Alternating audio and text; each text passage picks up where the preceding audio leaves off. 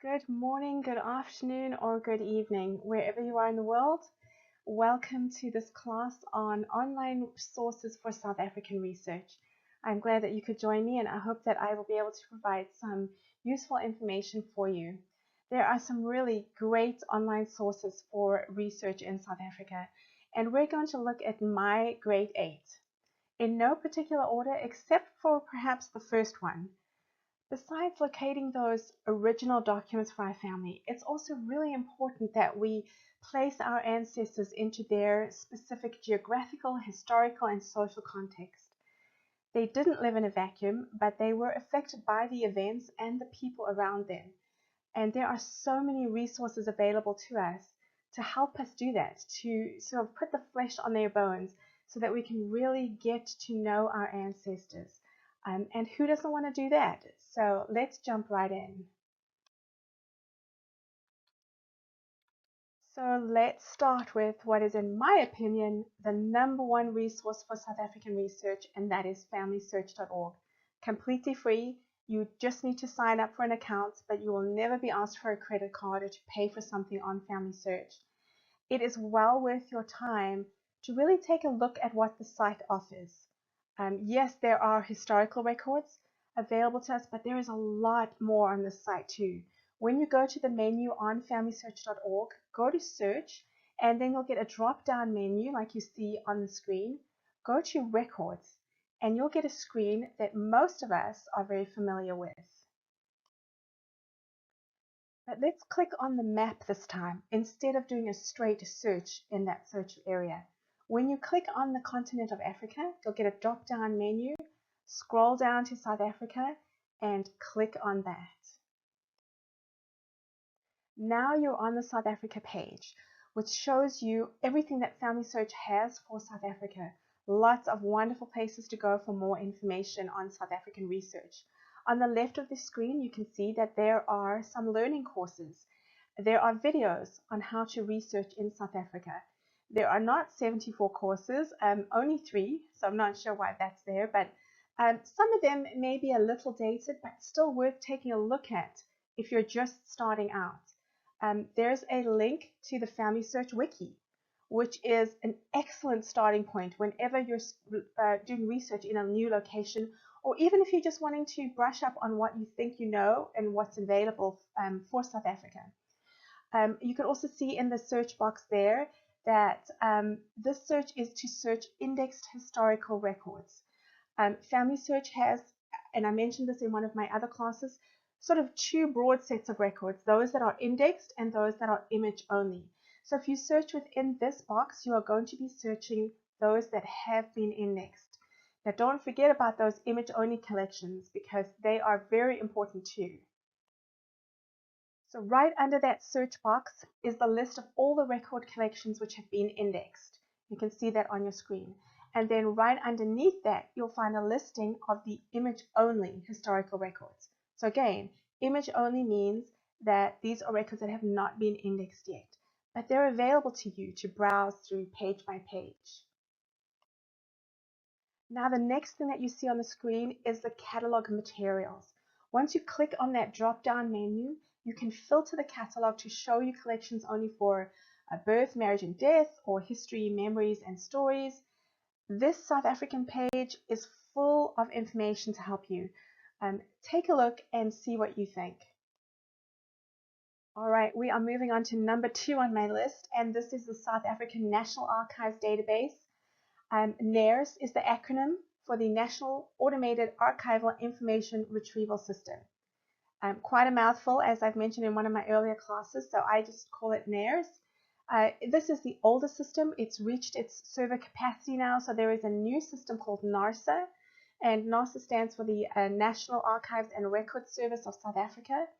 It's still important to search both databases because I'm not quite sure that all of the information has been transferred over yet. So this National Archives online database is used to find documentation on your ancestors in any of the provincial archives, but it is only an index. It's a finding aid.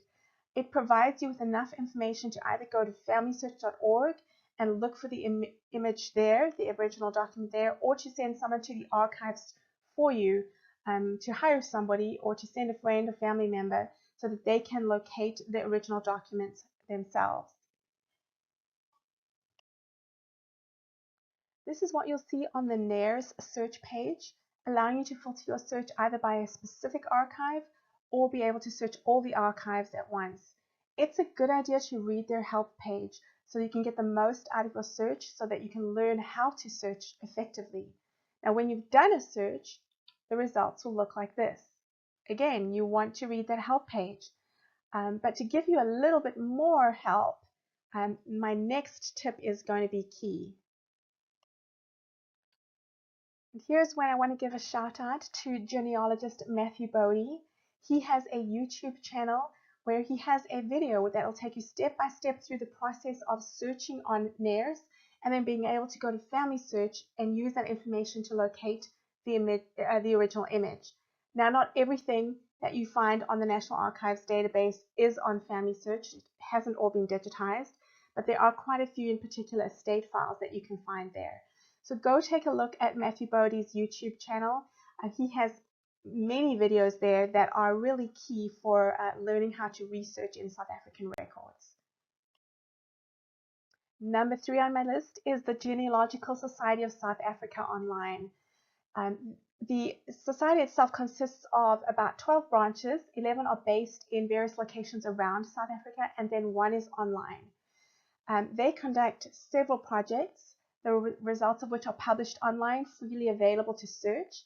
I've mentioned their gravestone project in my other class. They publish gravestone photographs on the internet, again, freely available to search their photo albums by name, cemetery, etc.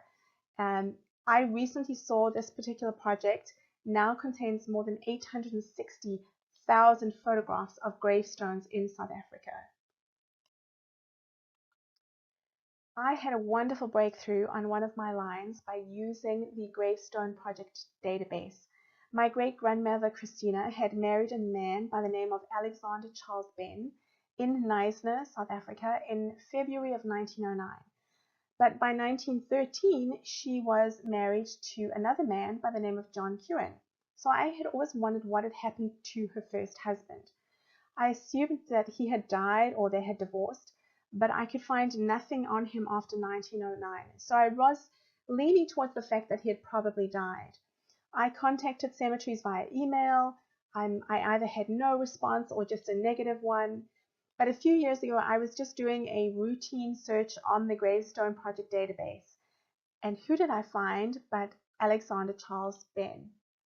That is his gravestone that you see on the screen there. The cemetery he was buried in had recently been cleared, and photographs had been taken of all the gravestones in that cemetery. And there was Alexander Charles Ben's gravestone.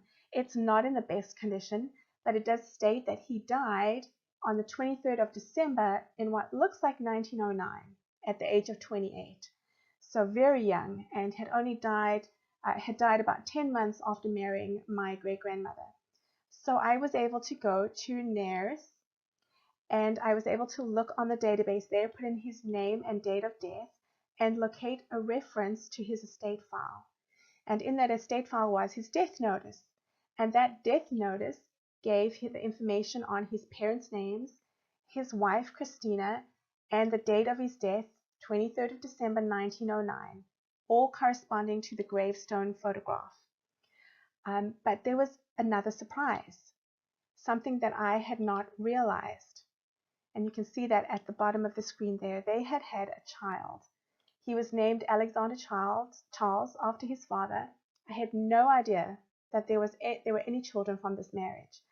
And so this was a wonderful breakthrough for me using the Gravestone Project and then being able to go to NAIRS and locate his death notice and learn about this missing child.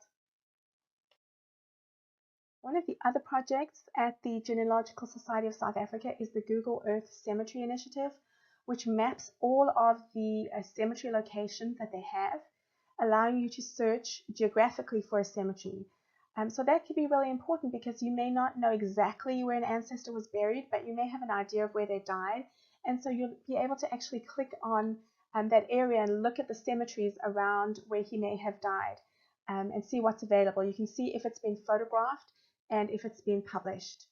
Other projects that they are running, which are available online to search, are their collection of church photographs, a funeral program collection, and access to what they call family registers. Now, these family registers are compilations of research that members of a particular family have put together into a document. And if you're researching any of the progenitors or the very early settlers of South Africa, you may be able to make use of these family registers. Now, we have to be cautious because although some of them do contain source lists, some of them don't have any sources of where the information came from. On your screen, you can see a listing of all of the other available records to search on their site. So this is the site of the Genealogical Society of South Africa online. Very, very worthwhile. We're on to number 4 on the list, and this is stamouers.com. Stamouer is an Afrikaans word for a progenitor. So the very first individual to go to the colonies and to settle there. Now this site is focused on the early Cape progenitors who came from other parts of Europe, Asia, and other places. And as the quotation that you can see on the slide says, many South Africans whose ancestors lived at the Cape are part of one big extended family. The custom of referring to seniors as oom or tannie is not just out of respect, but indeed reflect the reality of the close familial bond and the small collective genetic pool. South African stamouers or progenitors came from Africa, Europe, Asia, and other places. Some were VOC workers, free settlers, Huguenots, slaves, and indigenous. So you can search this site by last name if you know it. It also has some great educational articles on the people of South Africa, the land itself, and also some church records. Now, if you have a stamouer in your tree, you can easily search for the name on the site, and you'll usually see a page like this, with some information on the progenitor and then a contact information for the person who added the info and is researching that line. So this is a great way to make a connection with others researching the same lines as you. And isn't that what genealogy or family history is all about? We want to make those connections that will help us to go a bit further back in our research.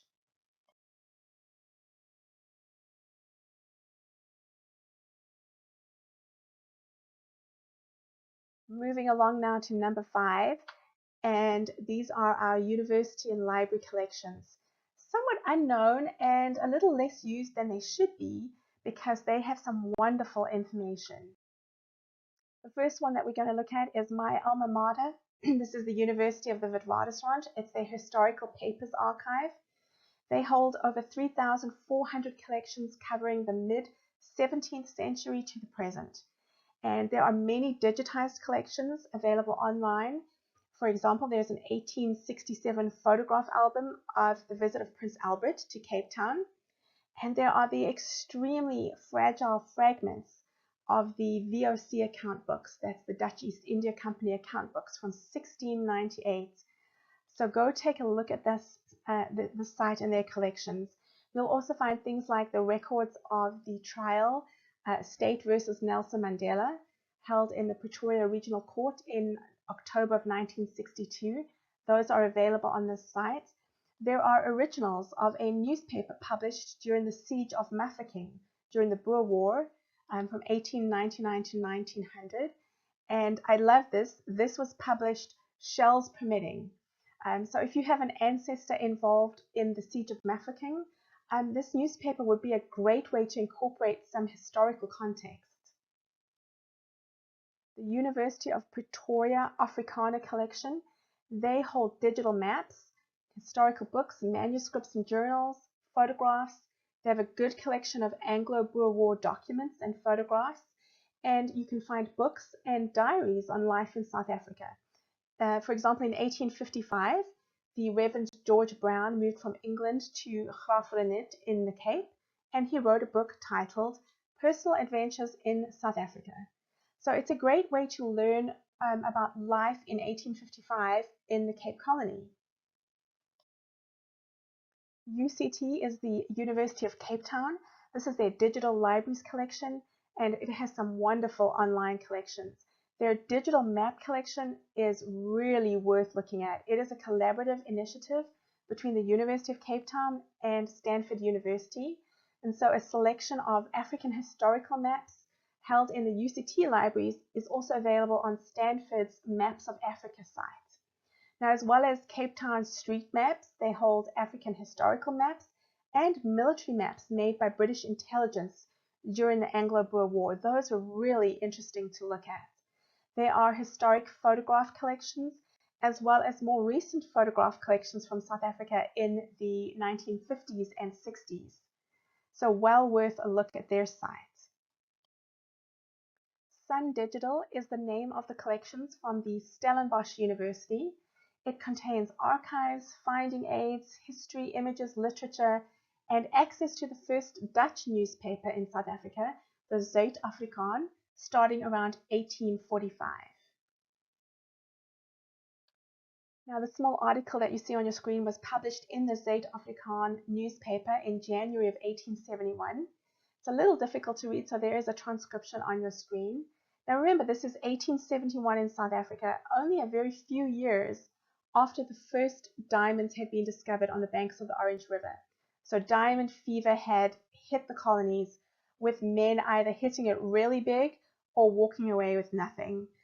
So this was titled The Diamond Fields, and it reads, a correspondent to the EP Herald, which was another newspaper, says that a man of the name of Fouchier, living in this division, passed through here on this day from the diamond fields at Du Toit's Pan, with diamonds to the tune of between 3,000 and 4,000 pounds sterling, the result of 11 days' labor with 2 black men and 1 white.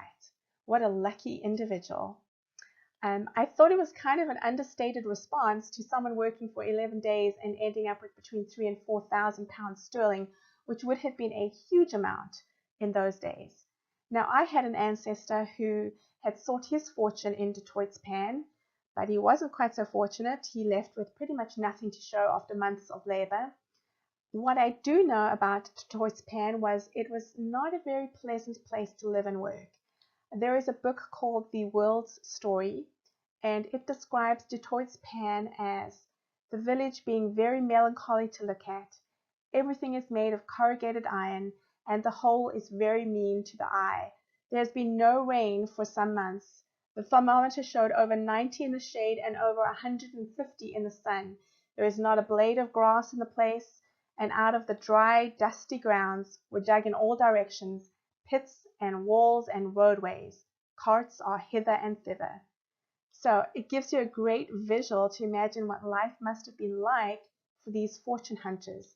And this is how we add flesh to the bones of our ancestors. It's how we get to understand a little of what their life was like, and especially the life of somebody that was fortune hunting, diamond mining.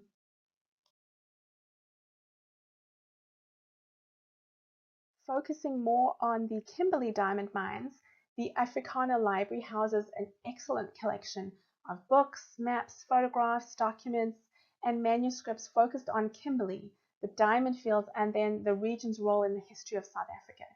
Although they don't have a digital collection, I did want to include them because they have been quick to answer my queries, and a few years ago I received pages of information on my great-grandfather who had left County Durham, England, to work in the diamond mines of Kimberley for De Beers Consolidated.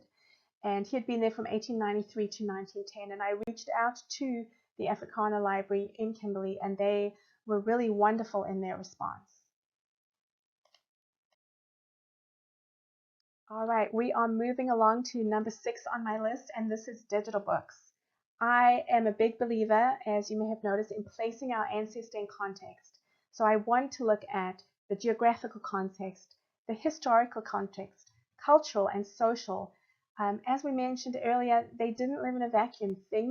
Events around them, it affected their families. So things like books, articles, academic journals, diaries, and newspapers are all a great resource for fleshing out those bones. FamilySearch has a digital book collection. Just searching with the word South Africa brings up something like 84,000 results. You can also look at places like Internet Archive, HathiTrust, and Google Books. They all have hundreds of freely available historical books on South Africa. Even searching the Library of Congress here in the US results in collections of maps, photographs, and manuscripts. And in your handout, I've included a lot of the URLs to particular South African books. And number 7, going along with books, are directories and immigrant guides. These are probably one of my favorite sources to add context, especially immigrant guides. Settlers to South Africa may have received their information on the country and what to expect from various immigrant guides. Of course, the main reason for their publication was to encourage immigration, and so they often made life in the colonies sound very easy and very pleasant when it was oftentimes not so. Even getting to the colonies was made to sound extremely wonderful. Take a look at the short passage that you see on your screen and how wonderful the journey from the British Isles to the Cape was made to sound. And from the little red box there, it says, though voyages to the Cape cannot be promised immunity from the ordinary inconveniences of a sea life, the voyage is one of the pleasantest in the world. The Bay of Biscay once passed, the steamer slips through the summer of the world, free from the storms of the North Atlantic or the hurricanes of the Indian Ocean. It makes you just want to jump on a ship and head to the colonies, right? Now, immigrant guides can be found online for free at archive.org, HathiTrust, Google Books, and in FamilySearch's digital book collection. Directories can also be very helpful, not only for locating an ancestor, but for gaining some background context to their life. This Natal Almanac and Directory of 1897 contained things like the phases of the moon, a history of the Natal colonies, butter making and canning tips, rail schedules, and outlined the laws of the colony. It also had full-page advertisements, like the one that you see on the screen, including that they had beer that was specially suited to the climate. And at the end is an alphabetical listing of people in the Natal colony in 1897. Now, these directories are a little bit of a hit and miss as to which years are covered and in which areas in South Africa. But we don't have a census to work with, so they can be of great help in locating an ancestor. Those that I've found online, I've included in your handouts. And wrapping up now with number 8, a really great online resource are Facebook groups. Now, while Facebook may not be your favorite social media site, it does have some excellent groups for South African genealogy. And 2 that I'd like to give a shout out to are the groups South African Genealogy. There were about 12,000 members the last time that I checked. You will not find a more friendly, helpful group of family historians and genealogists with vast experience in South African records. I've had so many queries about my own family answered and received great help when needed. If you're using DNA in your research, then you need to look at the group Using DNA for Genealogy South Africa. Very, very helpful, again, with people that are just so willing to help you with any queries that you might have. So those are my top 8. There are numerous excellent websites devoted to South African research, far too many to go into in just 20 minutes. So I've included those links in your class handout. There are really great online resources for South African research, from original documents to books that can give you a sense of what life was like for your ancestor in South Africa. Have fun putting your ancestor into context. Have fun bringing them to life with these resources. And thank you so much for spending time with me today. If you have any questions, I would be happy to answer them. My contact details are on the screen. Enjoy the rest of RootsTech Connect 2021.